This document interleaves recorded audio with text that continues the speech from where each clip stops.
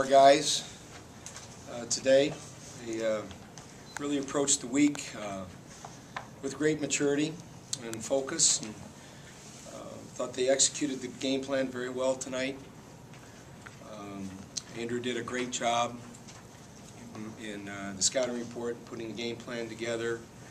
You know, and Sherm had outstanding input, as he always does, you know, on the evening, and I just thought in totality, our guys did a great job of defending them, making it tough for them to get number of open looks on the three-point line. I think they shot, I guess, 20% from the three-point line, and that was important for us that they don't come in and hit 10 or 11 threes. And move the basketball well.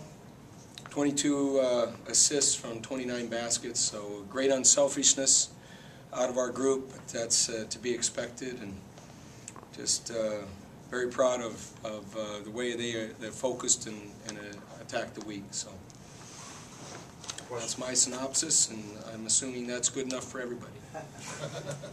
That's what you told me, Matt, that there would be no questions if I lied. Oh. Okay.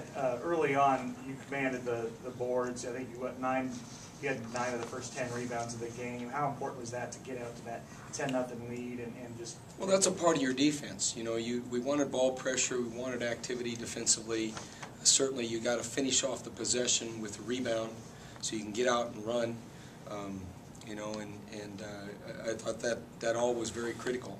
You know, we did a great job on the glass. You know, kept them off the boards. You know, for the most part.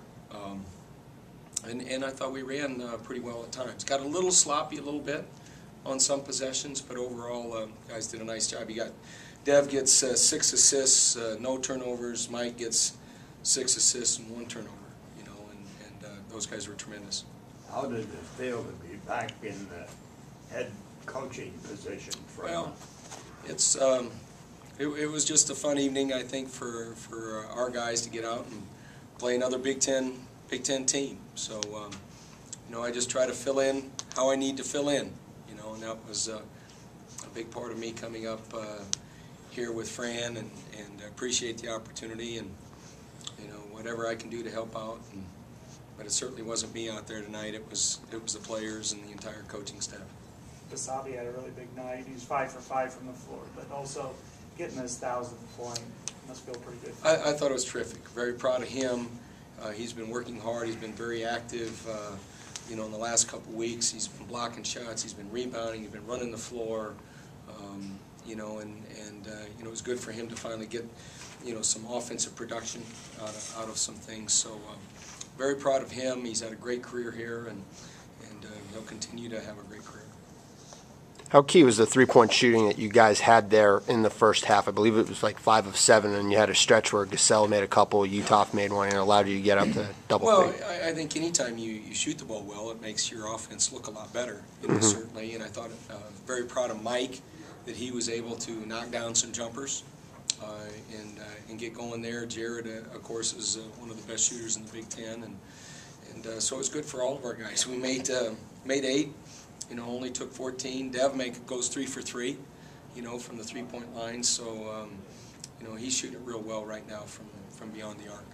And that's what you're going to need in Columbus. Well, we need a lot of things in Columbus. We need, you know, great defense, you know, taking good care of the basketball, shooting the ball well, rebounding the ball well. I mean, that's, you know, one of the better teams in the country, obviously, and so it's just another step in our journey down the Big Ten schedule.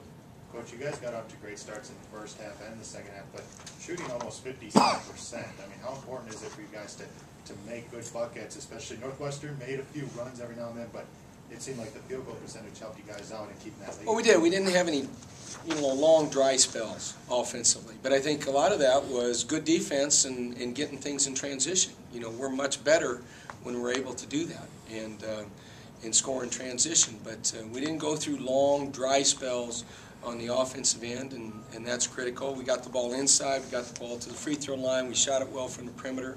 So, you know, it's always good to have all of those options, you know, coming through for you. Coach, you can talk about Adam Woodbury team played very well. You know, the one play beat everyone down in transition, kind of layup. You don't see that a lot out of a 7-1 guy, but it seemed like his focus defensively was really good. Well, it always is. You know, I think that's the thing that people maybe don't appreciate as much about Adam is that he's a terrific defender. He takes great pride in it, not only individually, but his team defense, you know, is outstanding for us. And he does, you know, a great job of getting his teammates open offensively and setting screens. And, you know, he's one of the better 7-footers in the country that, as far as running the floor, you know, and getting out and showing hard on ball screens and recovering back. And, you know, he moves his feet exceptionally well. So, you know, I thought he brought great energy and, you know, did a lot of nice things. It's important to get Pete some minutes tonight and get him kind of back on the floor a little bit. It is, you know, and I wanted to do that. Really wanted to get Pete in the first half, but you know, it's hard. It's hard to get everybody in and get the minutes that they all deserve to have. But I thought he came in, did some awfully good things. You know, was active defensively, and he continues to get better. You know, each week he makes progress. What's more. your overall assessment of this team? As you're around, it's an unusual group. Well, it's an exceptional group because they get along so well. They're so unselfish, and they can all play. You know, and you know, it is a great advantage that you can turn to the bench and rotate people and bring people in, and there's really not much of a drop-off. But we're all still getting used to, you know, the minutes that they're going to get individually and how it all meshes together collectively. And I told them in there that, you know, we're doing an awful lot of good things, but we're not playing our best basketball.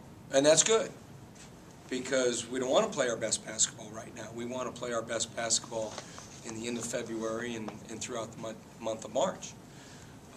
There's still a lot of things that we've got to get better at. We've got to get more consistent in some areas.